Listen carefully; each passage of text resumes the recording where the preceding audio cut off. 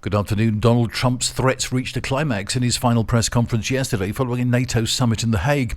It's terrible what Spain has done. It's the only country that wants to stay at 2%, the US president said after Pedro Sanchez argued his country can achieve NATO's capability targets by dedicating 2.1% of GDP to defence, rather than the 5% requested by the White House and agreed on yesterday in the Netherlands.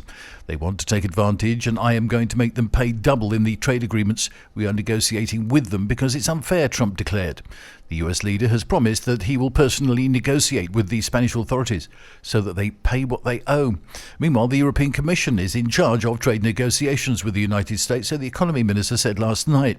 Speaking in Paris, Carlos Cuerpo also said Europe has its tools to defend itself if no deal is reached. Luis Rubiales, the former president of Spain's Football Federation, has lost an appeal against his sexual assault conviction.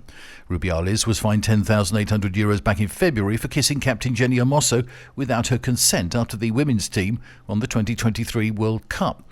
An appeals court upheld the fine and also dismissed a separate appeal from prosecutors who had sought a retrial and pushed for a jail sentence.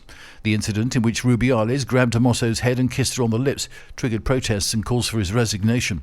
He denied the sexual assault charge, describing the kiss as an act of affection and completely spontaneous. And this summer will be a record breaker. For the first time in history, the surface temperature of the Mediterranean off the coast of Alicante in June is approaching 28 degrees. This bodes well for a hot summer, scorching nights and a sea temperature of around 30 degrees in August, and a likelihood of a storm becoming more torrential in the autumn due to the energy stored up in the sea.